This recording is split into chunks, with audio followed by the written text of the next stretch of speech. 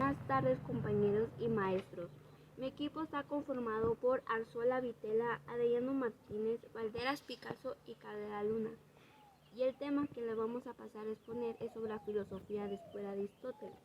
Después de Aristóteles, la filosofía griega entró a crisis. Se desmoronaron las polis o las ciudades griegas bajo el dominio del Imperio Romano y se preparó el surgimiento y propagación del cristianismo, que trajo una serie de temas, conceptos y muertos, tales como la fe, la creación, la gracia y la rendición, en profundo contraste con el pensamiento griego. El cristianismo trata conceptos como la nada y la existencia de verdades sobrenaturales.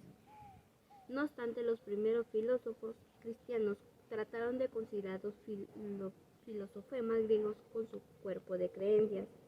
Así, por ejemplo, San Agustín, filósofo perteneciente a una etapa conocida como la patrística o de los padres de la Iglesia. Preliminar a Edad Media, retomó la filosofía platónica y desarrolló una de las primeras y más importantes filosofías del cristianismo. Como filósofo cristiano, San Agustín, autor de Confesiones y La ciudad de Dios, consideraba uno de los temas más importantes de la filosofía son Dios y el alma, por lo que concebía a esta ciencia como el afán de conocer la naturaleza de Dios.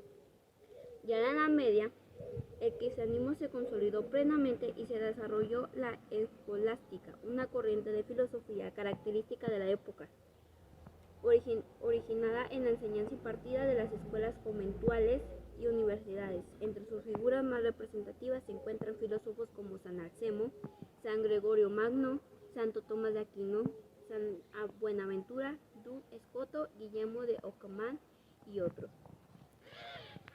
Una tendencia exclusiva de la Edad Media fue subordinar la cultura y toda la vida a los valores religiosos, y la filosofía no escapó de este anhelo. Así, Santo Tomás de Aquino, uno de los más connotados filósofos de la escolástica, consideraba a la filosofía como la sierva de la teología, al igual que San Agustín, quien cristianizó la filosofía de Platón.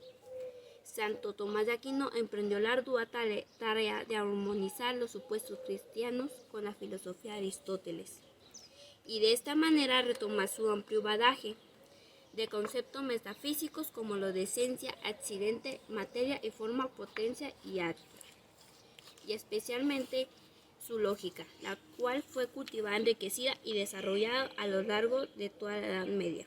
Durante la Edad Media, los filósofos dedicaron sus trabajos principalmente a comentar autores reconocidos y reputados como Aristóteles.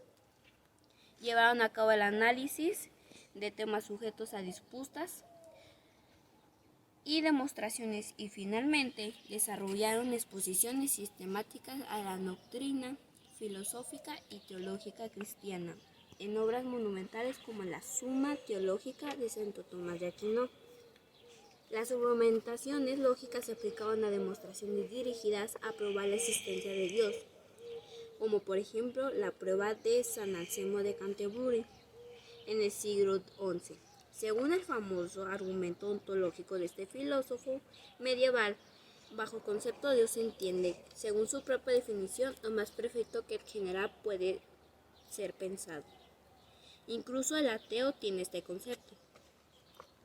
Pero lo perfecto por excelencia no puede existir tan solo en el pensamiento, ya que entonces dejaría de ser perfecto, pues existiría algo superior a él fuera del pensamiento.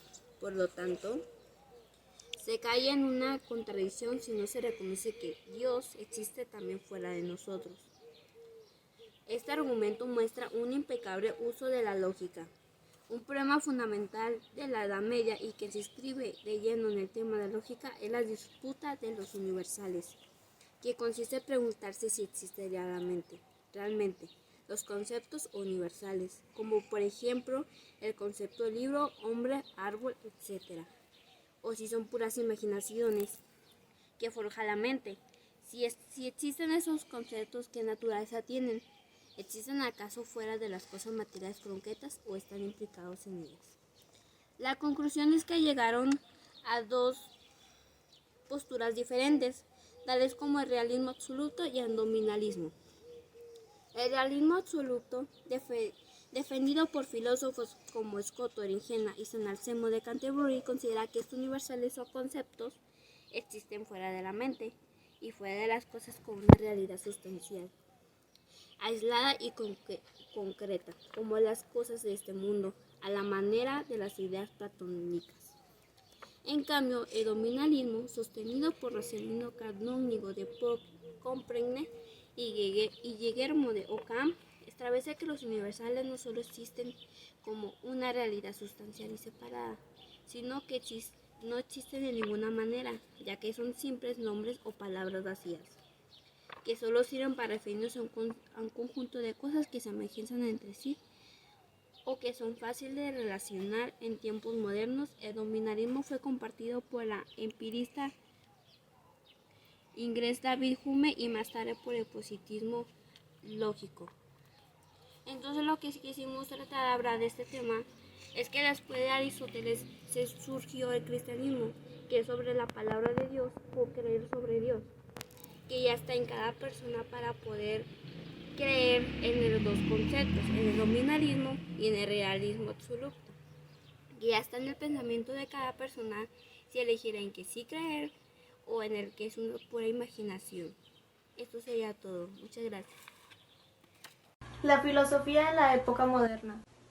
La filosofía moderna se define como la intención de llegar a los mismos términos intelectuales para resolver dudas que surgen por la revolución científica, y abarca grandes pensadores desde la época del Renacimiento, desde el año 1300 hasta alrededor del año 1800. Esta nace como quiebre del pensamiento de la Edad Media, con la aparición de los humanistas y de los movimientos renacentistas. Pensadores y filósofos de la filosofía moderna se dividen en 4 grupos. 1. Racionalismo. El racionalismo es una corriente filosófica que se desarrolló en Europa continental por René Descartes. Este tipo de racionalismo fue desarrollado por otros filósofos europeos. El racionalismo sostiene que la fuente del conocimiento es la razón y rechaza la idea de los sentidos. Defiende las ciencias exactas, en concreto las matemáticas, y define que posee contenidos innatos. Es decir, ya nacemos con el conocimiento, solo tenemos que acordarnos de ellos. 2. El empirismo. El empirismo es una teoría filosófica que se enfatiza el papel de la experiencia, ligada a la percepción sensorial en la formación del conocimiento. Para el empirismo, la experiencia es la base de todo conocimiento, no solo en cuanto a su origen, sino también en cuanto a su contenido. El empirismo surgió en la Edad Moderna como fruto maduro de una tendencia filosófica que se desarrolla sobre todo en el Reino Unido desde la Baja Edad. 3. La Ilustración. Fue una época histórica y un movimiento cultural e intelectual europeo, especialmente en Francia, que se desarrolló desde finales del año 1700 hasta el año de la Revolución Francesa, aunque en algunos países se prolongó durante los primeros años de 1800. Representantes de la Ilustración. Voltaire. Su filosofía se dirigía a la defensa de los derechos del hombre, para seguir los dictados de su razón, siempre que con ello no se perturbara el orden social. Postuló que el hombre debía seguir sus propias ideas y opiniones con respecto a la religión y a la práctica de la misma. Montesquieu era miembro francés y admirador del régimen parlamentario, al cual consideraba el mejor sistema político capaz de garantizar la libertad de los hombres e impedir el abuso de los gobernantes. Lo más importante en Montesquieu fue la separación del poder, que propuso como la forma del gobierno ideal. Jean-Jacques Rousseau comienza sus ideales del supuesto de que los hombres poseen derechos naturales que deben ser respetados y salvaguardados por todos, pero agrega un elemento más como característica de la naturaleza humana, la idea de que el estado natural era una situación perfecta en la cual todos los hombres eran buenos, pero al formarse en la sociedad surgieron desigualdades y con ello el egoísmo. Denis Diderot critica la sociedad corrupta de su tiempo y tiene como creencia la naturaleza como origen de las cosas reales. Racionalista y materialista como Voltaire, sostiene que las ciencias naturales permitan el progreso técnico, de manera que rechaza la creencia de las religiones tradicionales. La fama de Diderot se debe sobre todo a su iniciativa de hacer en forma de diccionario un resumen de todas las ciencias humanas producidas por los pensadores contemporáneos, al que llamó Diccionario de las Ciencias de las Artes y de los Oficios por una sociedad de gentes de letras. 4. Idealismo. El idealismo supone que los objetos no pueden tener existencia sin que haya una mente que esté consciente de ellos. Para poder conocer las cosas, se debe tomar en cuenta la conciencia, las ideas, el sujeto y el pensamiento. El idealismo objetivo sostiene que las ciencias existen por sí mismas y que solo podemos aprenderlas o descubrirlas. Por último, el idealismo subjetivo sostiene que las ideas solo existen en la mente del sujeto, que no existe un mundo externo. Para finalizar con este tema de la filosofía moderna, si la filosofía antigua había tomado la realidad objetiva como un punto de partida filosófica, la medieval había tomado a Dios como referencia, la filosofía moderna se asentará en el terreno de la subjetividad. Las dudas sobre la posibilidad de un conocimiento objetivo de la realidad, material o divina, harán del conocimiento el punto de partida de la filosofía. Dicho esto, la filosofía natural en la Edad Moderna puede dividirse en dos grandes periodos. Primero, el paso de la Edad Media a la Edad Moderna a través del Renacimiento. Segundo, la filosofía natural moderna propiamente dicha, precursora a las revoluciones científicas de la modernidad. Por último, suele considerarse que la Edad Moderna se inaugura como el humanismo y el Renacimiento. Estas se distinguen dentro de ella corrientes tales como la aristotélica, dentro de esta la averroísta y la alejandrinista, entre otras. Por otra parte, a veces atribuye al renacentista el afán de renovación religiosa, mientras que el aristotelismo el de las ciencias naturales. Sin embargo, muchas veces no pueden hacerse en historia divisiones extensivamente incomunicados. Y se opina un poco después, una especie de debate. Es al mismo tiempo una discusión donde se puede discernir y defender claramente los conceptos involucrados.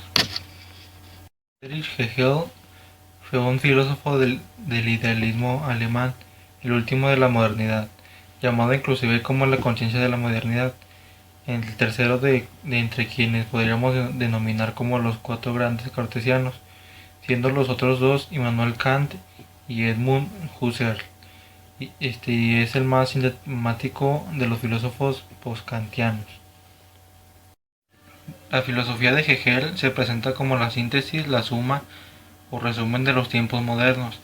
Su filosofía es una filosofía del movimiento y la acción de la lógica, en la naturaleza y en el desarrollo del espíritu.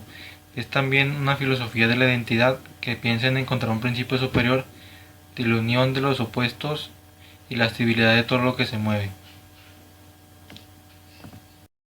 El positivismo, creado por el filósofo francés Auguste Comte, 1798-1857, este positivismo clásico se caracterizó por un rechazo a la metafísica y por reclamar un conocimiento riguroso y objetivo fundado en el proceder de las ciencias positivas, física y bióloga.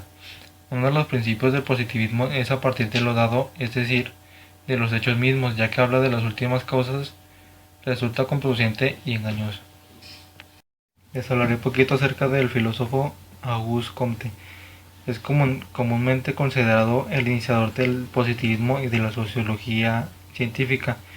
El centro de gravedad de su doctrina es la ley de los tres estadios, formulada ya en las obras de juventud. En ella se contiene su crítica a la religión y a la metafísica, y la declaración de su positivismo. Esta posición teórica es paradójicamente una filósofa antifilosófica que considera conocimiento auténtico solo el conocimiento científico experimental, declarando vana e inútil la presentación espacial de la filosofía. El positivismo comtiano, al menos en su instancia científica, fue la filosofía dominante en buena parte del siglo XIX. Por último, les muestro un esquema sobre la filosofía de los conceptos más importantes de la filosofía. La época contemporánea. Con los siglos XIX y XX llegamos a lo que se denomina época contemporánea. En esta se continúan y amplían las premisas y problemáticas filosóficas derivadas de la modernidad. Inicialmente hay una preocupación por determinar la cosa en sí o número que Kant había dejado relegada en su sistema filosófico. Así surgieron filósofos especulativos que trataron de explicar la totalidad, que es la naturaleza histórica y la cultura. La edad contemporánea empezó en 1789, cuando estalló la Revolución Francesa, designada al periodo histórico comprendido entre la Declaración de Independencia de los Estados Unidos o la Revolución Francesa y la actualidad. La mayoría de los cambios se dieron en el siglo XIX con la Revolución Industrial. En Europa se produjeron descubrimientos científicos y técnicos que cambiaron notablemente la forma de vida. A esos descubrimientos y a los cambios que ocasionaron se les conoció como Revolución Industrial. Además, la edad contemporánea se puede dividir en varias etapas, como es la Revolución y Restauración, que duró de 1789 a 1848. Se inició con la Revolución Francesa y se extendió hasta la Revolución Europea de 1848. Esta etapa se caracterizó por la tensión entre las fuerzas que buscaban acabar con la monarquía absoluta y las que trataban de preservarla.